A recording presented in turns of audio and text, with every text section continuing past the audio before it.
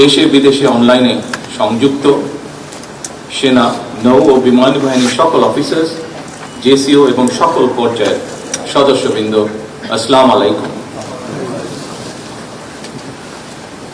প্রতিরক্ষা এবং প্রধানমন্ত্রী হিসাবে শুধুমাত্র দায়িত্ব পালনের অংশ হিসেবেই নয়, বরং একজন গর্বিত শহীদ সেনা এবং মুক্তিযোদ্ধা পরিবারের সদস্য হিসাবে আজকের এই অনুষ্ঠানে আপনাদের সামনে উপস্থিত হতে পেরে আমি অত্যন্ত আনন্দিত।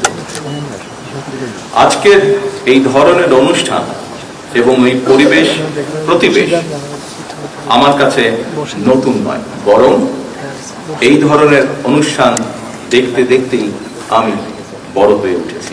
সুতরাং আজকের এই অনুষ্ঠানে এসে স্বাভাবিকভাবেই আমি কিছুটা নস্টালজিক। উপস্থিত সশস্ত্র বাহিনীর অফিসার্স এবং সৈনিকবৃন্দ, আমার শৈশব কৈশোরের স্মৃতির অনেকখানি দখল করে রয়েছে সশস্ত্র বাহিনীর কঠোর নিয়মানুবর্তিতা এবং দায়িত্বশীলতা। কুচকাওয়াজের শব্দ আর বিউগলের সুর আমার অতি পরিচিত। সেনা পরিবেশেই আমি আমার পিতা, মাতা এবং আমার একমাত্র ছোট ভাইয়ের সঙ্গে বেড়ে উঠেছি। আজ আমি আপনাদের সামনে সেনা নিবাসে এই দরবারে যখন দাঁড়িয়েছি, তখন আমার মা, বাবা, একমাত্র ভাই আর আমাদের মাঝে নেই। এমনকি আমাদের সকলের স্মৃতি বিজড়িত সেনানিবাসের বাড়িটিও আমাদের কাছ থেকে কেড়ে নেওয়া হয়েছে। সেনা পরিবেশে বেড়ে ওঠার কালেই অনেক প্রিয় মুখের কথা এই মুহূর্তে আমার মনে পড়ছে আজকের এই অনুষ্ঠানে। যারা আমার বেড়ে ওঠার দিনগুলোতে আমার পরিবারের সাথে খুব কাছে থেকে সম্পৃক্ত ছিলেন, আমার বাবার কর্মজীবনে পাশে থেকে তাকে সহায়তা করেছেন, গভীর শ্রদ্ধার সঙ্গে এই মুহূর্তে তাদের কথাগুলো মনে পড়ছে, তাদেরকে আমি স্মরণ করছি গভীর শ্রদ্ধার সঙ্গে। উপস্থিত সশস্ত্র বাহিনীর অফিসার্স এবং সৈনিকবৃন্দ, এই অনুষ্ঠানের শুরুতেই আমি শ্রদ্ধা ভরে স্মরণ করছি স্বাধীনতার ঘোষক শহীদ রাষ্ট্রপতি জিয়াউর রহমানকে, যিনি বাংলাদেশের স্বাধীনতার ঘোষণা দিয়েছিলেন। স্বাধীনতার ঘোষণা দিয়ে ক্ষান্ত থাকেননি। তৎকালীন সেনা কর্মকর্তা, সদস্য এবং মুক্তিকামী জনগণকে সঙ্গে নিয়ে বাংলাদেশের স্বাধীনতা অর্জনের যুদ্ধে ঝাঁপিয়ে পড়েছিলেন।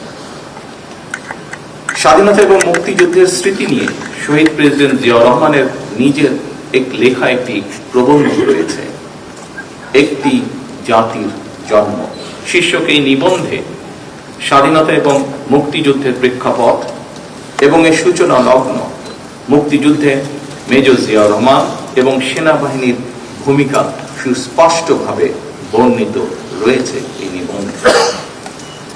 1972 সালের 26শে মার্চ বাংলাদেশের প্রথম স্বাধীনতা এবং জাতীয় দিবস উপলক্ষে অধুনালুপ্ত দৈনিক বাংলা পত্রিকার বিশেষ প্রোটপত্রে প্রকাশিত একটি জাতির জন্ম শীর্ষক নিবন্ধের শেষ প্যারায় শহীদ জিয়াউর রহমান লিখেছিলেন, সময় অতি মূল্যবান। আমি ব্যাটালিয়নের অফিসার, জেসিও আর জওয়ানদের ডাকলাম, তাদের উদ্দেশ্যে ভাষণ দিলাম। তারা সবাই জানত।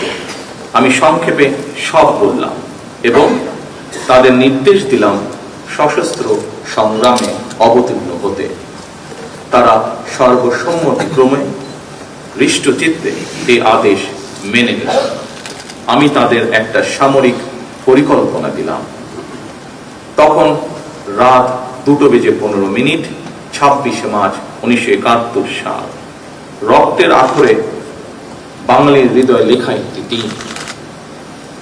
বাংলাদেশের জনগণ চিরদিন স্মরণ রাখবে এই দিনটিকে, স্মরণ রাখবে ভালোবাসায়।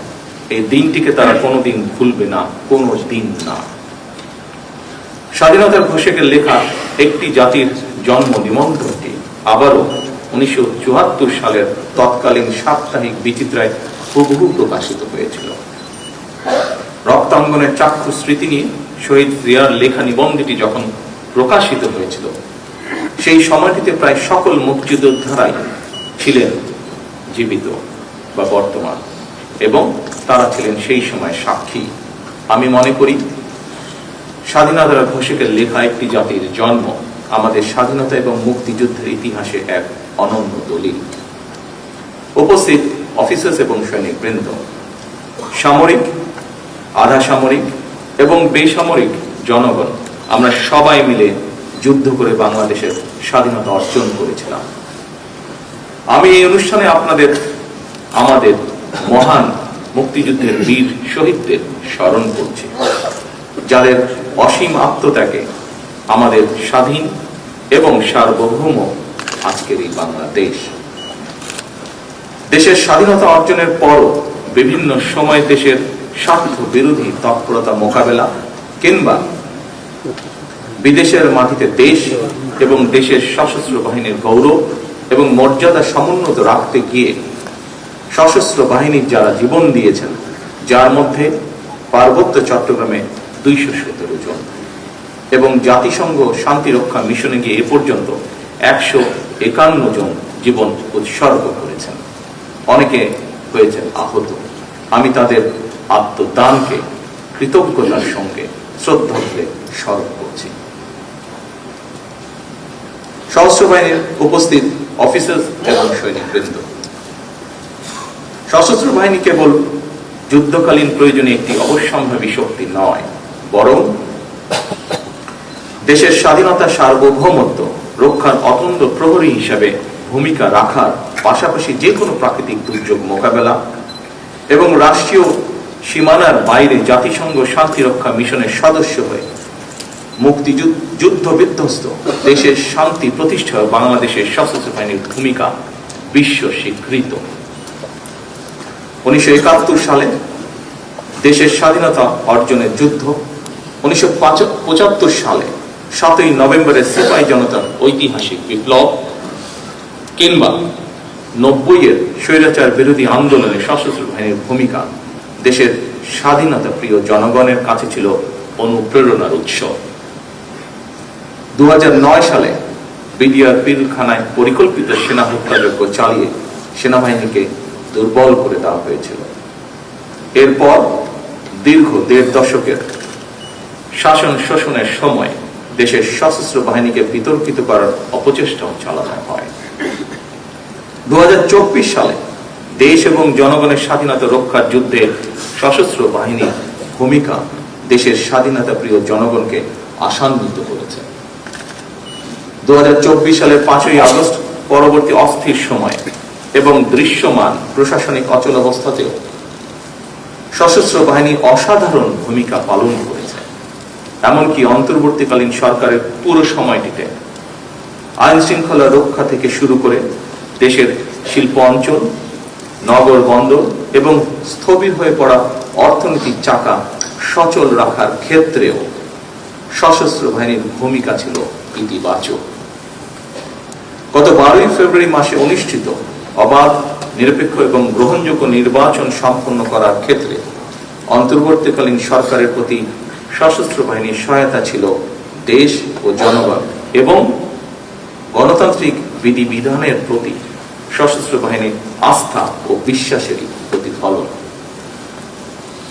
উপস্থিত অফিসার্স এবং সৈনিকবৃন্দ,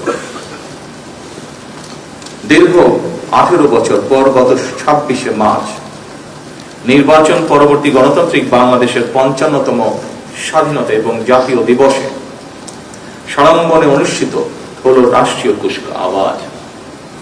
অত্যন্ত সুশৃঙ্খল, পরিপাটি ও নজর কাড়া প্যারেড এবং প্রদর্শনীর জন্য আমি আপনাদেরকে বিশেষভাবে ধন্যবাদ জানাতে চাই।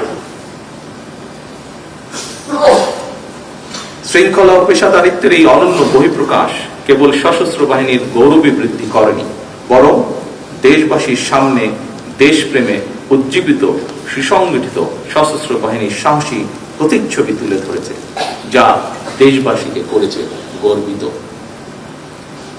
উপস্থিত অফিসার্স এবং সৈনিকবৃন্দ, স্বাধীনতার ঘোষক সাবেক সেনাপ্রধান শহীদ প্রেসিডেন্ট জিয়াউর রহমান, সাবেক প্রধানমন্ত্রী দেশনেত্রী মরহুমা খালেদা জিয়া বিশ্বাস করতেন এবং বর্তমান সরকার বিশ্বাস করে বাংলাদেশের ধর্মীয় ও সামাজিক মূল্যবোধে উজ্জীবিত দেশের জাতীয়তাবাদী শক্তি এবং সশস্ত্র বাহিনী যদি শক্তিমান এবং ঐক্যবদ্ধ থাকে, তাহলে বাংলাদেশকে কেউ কখনো পরাভূত করতে পারবে না।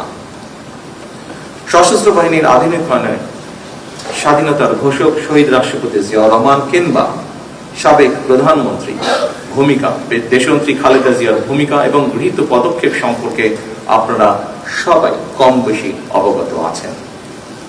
স্বাধীনতা পরবর্তী বাংলাদেশে বিশেষ করে সেনাবাহিনীর চরম অস্থিরতা, বিশৃঙ্খলা এবং চেইন অফ কমান্ডের চরম অবনতিতে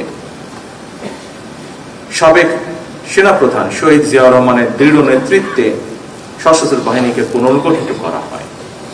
সশস্ত্র বাহিনীতে শৃঙ্খলা পুনঃপ্রতিষ্ঠিত করা হয়। সেনাবাহিনী পুনর্গঠনের অংশ হিসাবে ভূ রাজনৈতিক বাস্তবতা বিবেচনায় শহীদ প্রেসিডেন্ট জিয়াউর রহমান পৃথক 5টি পদাতিক ব্রিগেডকে রূপান্তর করে 5টি পূর্ণাঙ্গ পদাতিক ডিভিশন গঠন করেন। পরবর্তীতে 6ষ্ঠ ডিভিশনের ভিত্তি স্থাপন করেন। তারই পরিকল্পনায় বাংলাদেশ সেনাবাহিনীকে ব্রিগেড কাঠামো থেকে ডিভিশনাল কাঠামোতে উন্নীত করা হয়। একটি স্বাধীন রাষ্ট্রের জন্য জাতীয় প্রতিরক্ষা নীতি অপরিহার্য। এই বাস্তবতা উপলব্ধি করে শহীদ জিয়াউর রহমান আভ্যন্তরীণ স্থিতিশীলতা ও বৈদেশিক ভারসাম্যের মধ্যে সেতুবন্ধন তৈরির লক্ষ্যে প্রথমবারের মতো সুনির্দিষ্টভাবে দেশের প্রতিরক্ষা নীতি প্রণয়ন করেন। যুদ্ধকালীন সময় 1971 সালে 21শে নভেম্বর সমন্বিত আক্রমণকে তিনি বাংলাদেশের প্রথম যৌথ যুদ্ধের মডেল হিসেবে স্বীকৃতি দিয়ে আধুনিক রণকৌশলের ভিত্তি মজবুত করেছিলেন। তিনি সশস্ত্র বাহিনীকে কেবল একটি সামরিক শক্তি হিসেবেই দেখেননি, বরং একে নৈতিক শক্তি এবং জনগণের প্রতি ভালোবাসার এক অনন্য মাত্রায় উন্নীত করেছিলেন। সামরিক শিক্ষা ও প্রাতিষ্ঠানিক উন্নয়নে শহীদ জিয়ার অবদান অনন্য।